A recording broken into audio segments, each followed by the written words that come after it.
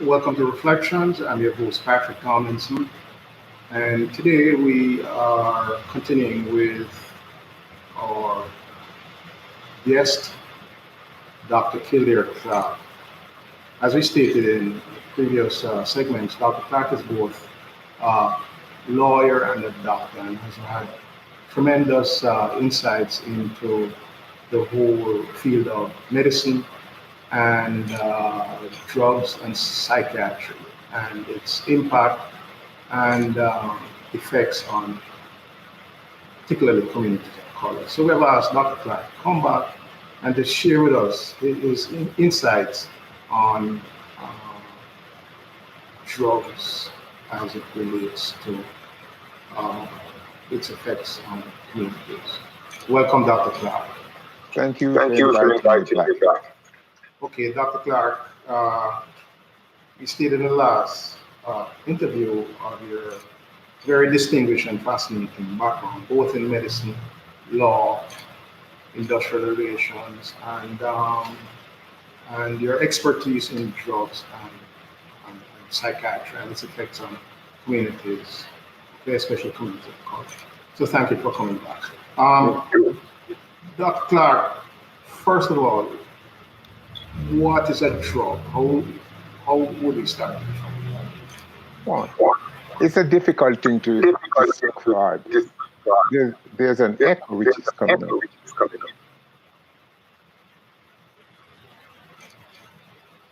Yeah, it's very difficult to describe because what is a drug?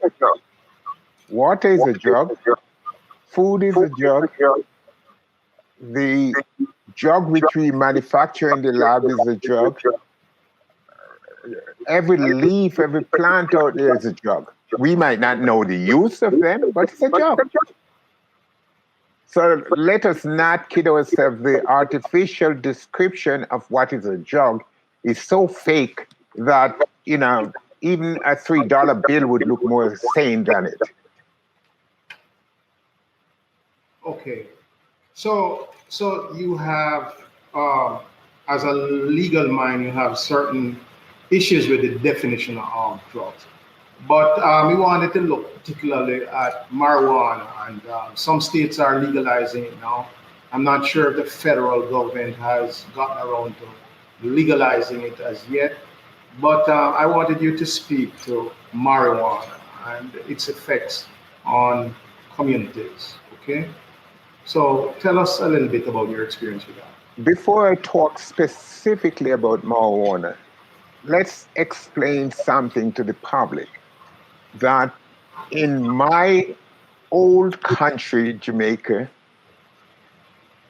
you could be 1 year old and could drink all you want to drink. But no kids does that You mean because alcohol. Yeah. Your parents wouldn't allow you to do it, but I'm just saying there's no law which stops you from doing it, per se. Mhm. Again, one of the problem here is that somehow we think everything a person does is so wrong. Yet we never look at what we do as wrong also. Let's look at drugs in general. We talk about the drug dealer, the trafficker, and all that thing. You know who is the biggest drug dealer in the world? Is myself and all the other doctors. The only difference is that we have a license to prescribe drugs for specific things which are dictated to us. Over the years, you find different drugs for different conditions. But who am I, or who are us, to tell our forefathers and all those people that what they were using to cure their different maladies were not proper drugs? And that is one of the reasons why today we are saying things which are not correct. For example, okay. when we talk about marijuana as a drug, it's a tree. It's grown wild. It's all over the place.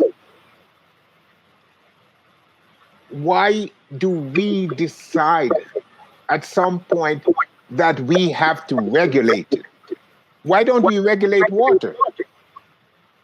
But water isn't water regulated? It's regulated for the quality. But go back to Jamaica. Do we have the resources to purify and regulate water? Sometimes you're happy if you can find a glass of water or a cup of water someplace. Why are we making an industrial complex out of people's life?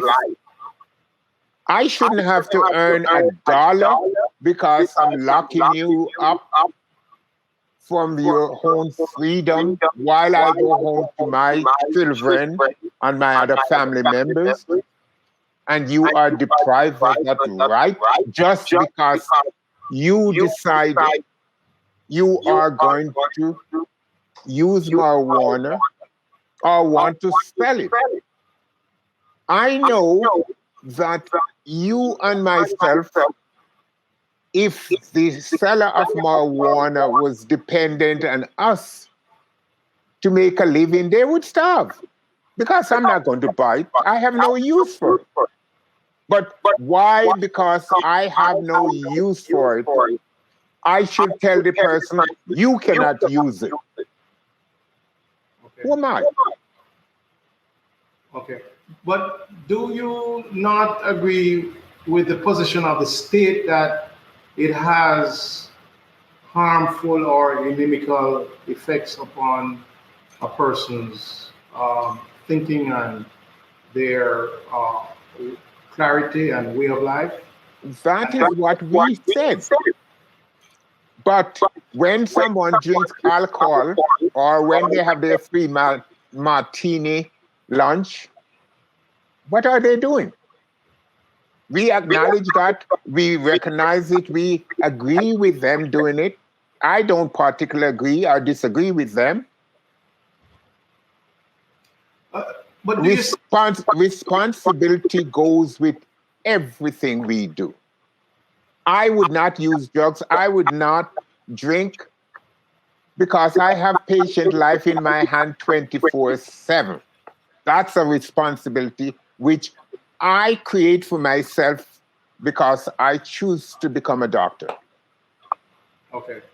So couldn't your opponents use that argument then that you want to be of clear mind when you're executing your functions, your job functions, so you do not use marijuana? So he's not implicitly saying that if you use it, you can be impaired of mind? Based on what I've heard and based on what I've seen from people using alcohol. But does that stop doctors from using alcohol? No. Does that stop doctors from taking their cocaine? No. Okay. So why should we denigrate one segment of society and not look at the whole segment of society to say that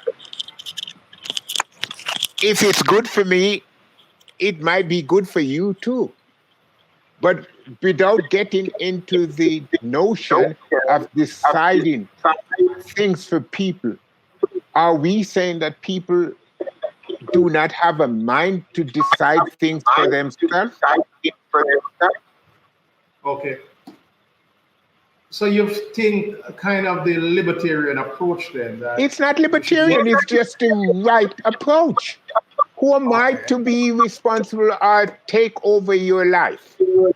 If you come to me as a patient, I am talking to you and giving you my point of view of what I see from what you're telling me.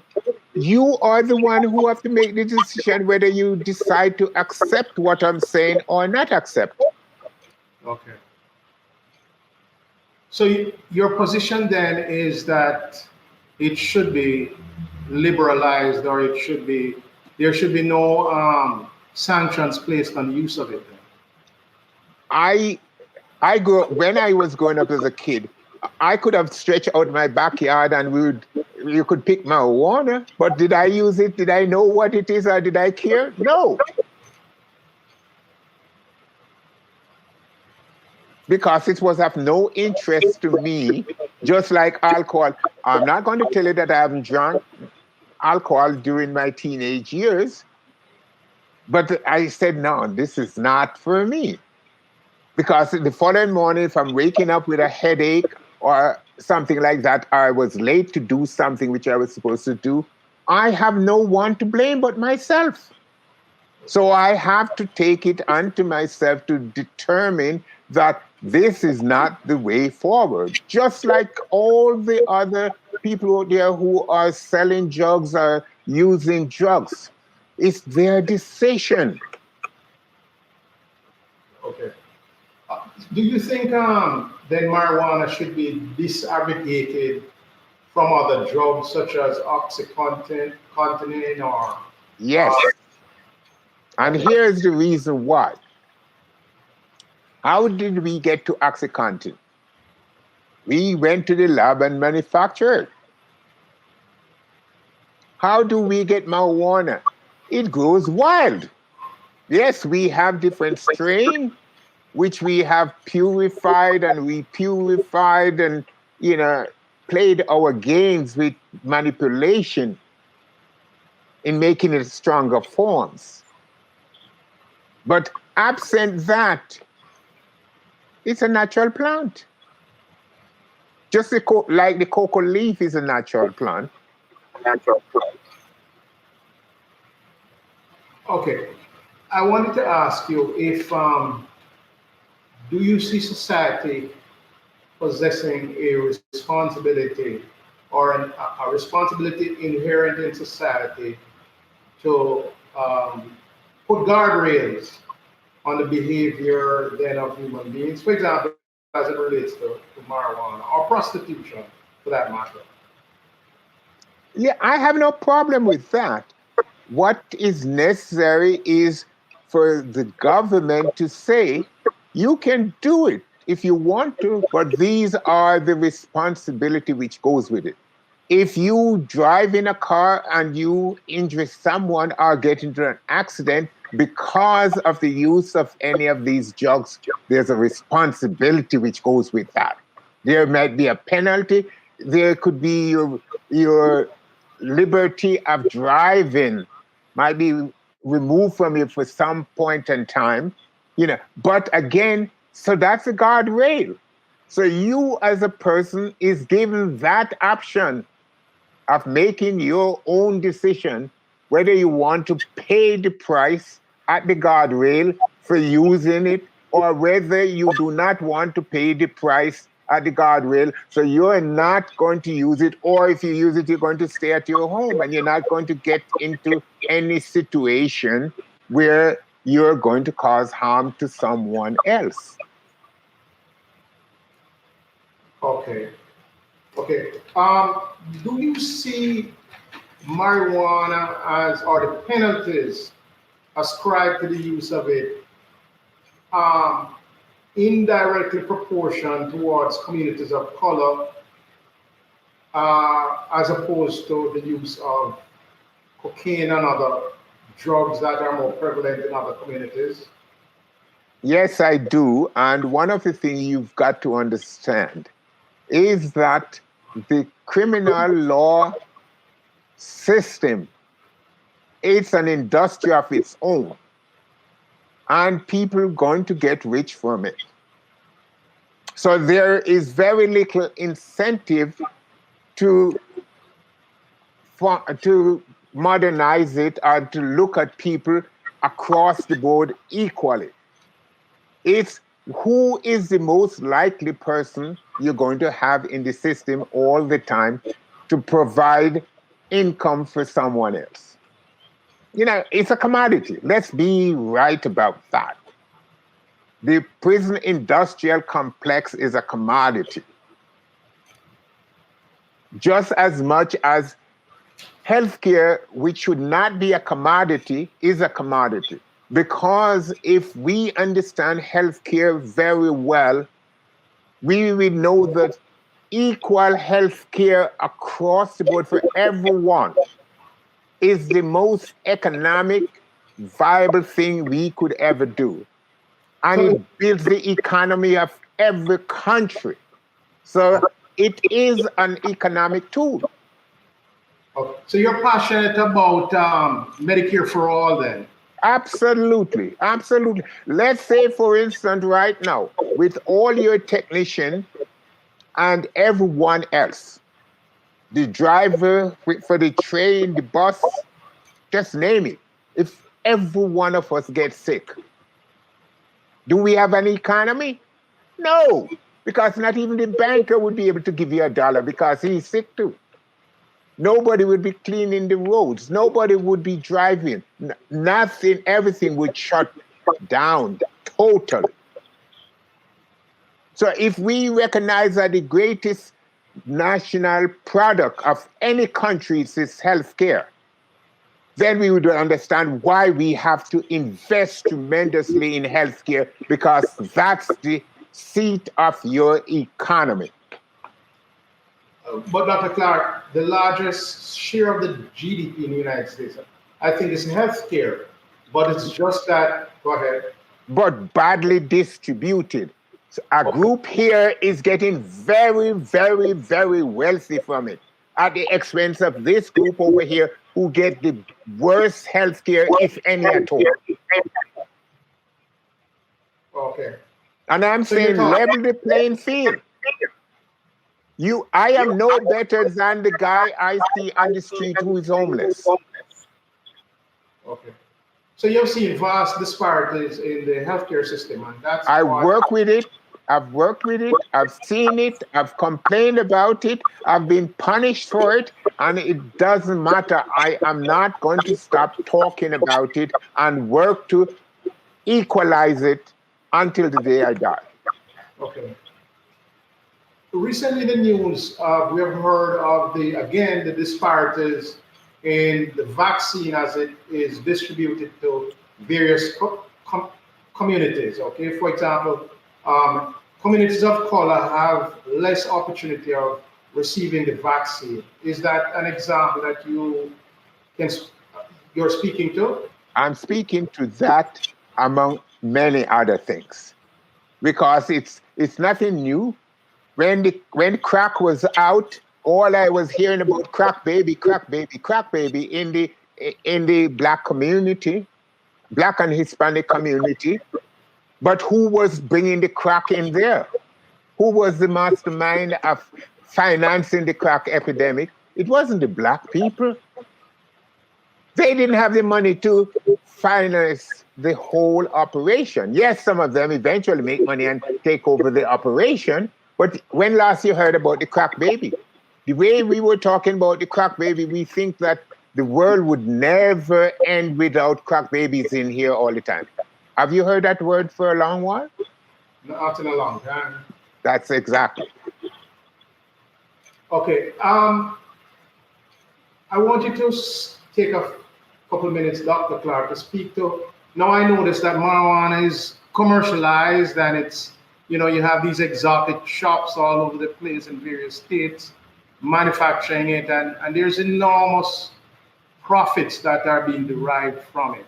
And just the other day, a couple of years ago, 15, 20 years ago, people were incarcerated for it. People are still even spending long sentences for it. So can you just speak to that issue a little bit for us? Okay. When we have an unequal system, people have to survive. Some of it might be real greed, but people have to survive. So they have to do what they think is best for them to survive. We can have that discussion at another time. However, right now, what is most important for this country and the world in general is that healthcare, there is no need for government if government basic function is not the health and welfare of the inhabitants in the country. Therefore, healthcare should be something the government provide for every citizen at all time, at all levels, equal level. There should be no real hunger in this country. There should be no so-called homelessness in this country. Those are the governmental traditional function along with law enforcement to make sure things are proper and going along okay. But when the government itself is so corrupt, how do you expect to change the system? Because if they change the system, you as a broadcaster, I as a doctor, and the homeless man is on equal footing. And people do not like that. But they do not understand that if we all are satisfied, then it's a protection for everybody, just like we're trying to vaccinate everybody against COVID. When we vaccinate someone, we are not protecting just the person we vaccinated. We're protecting the whole community. Why can't we learn that basic, simple formula for everything we do for mankind? That if we protect the other person, we are automatically protecting ourselves. Do you see these cleavages? Well, you said that before, but do you see these cleavages as it relates to differential treatment along racial lines? It has always been, it will be, and I think we will never get it changed because no one is willing to give up their throne. You do not feel bad about, if you think about a lot of us as doctors, a lot of us cares about the patient, but the most important time when we understand and care about the patient is when those things happen to us. We recognize what it is to be a patient. And then we start having some form of empathy. You cannot have full empathy unless you have the ability to put yourself in the other man's shoes. It's like telling someone, pull yourself up by the bootstrap. You don't have a boot. How are you going to pull yourself up? Okay. Dr. Clarke, in the remaining few minutes, I just want to ask you to speak a little bit about your membership in some, or your past membership in certain organizations. For example, the Black Psychiatrists Association of America. What did you learn from that, and what did that seek to address, or what we were seeking to address at that time is, it still goes on today. There are years ago when, if you're Black and you become mentally ill, it's almost automatically you're schizophrenic. If you're white and you become mentally ill, you get minimal depressive disorder or anxiety disorder. The diagnoses are different. And why is it so different? It's condition. I'm sorry? For the same condition. For the same condition. Okay. I've seen it. I'm not making these things up. I've been there and seen it.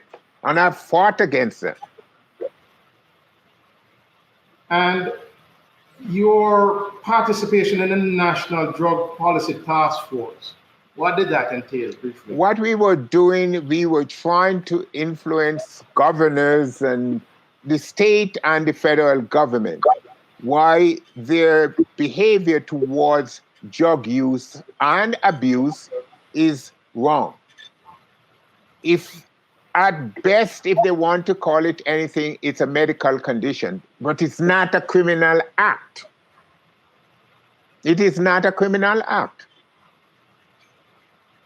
So we would like the government to use its funding, the people's money, in a better form.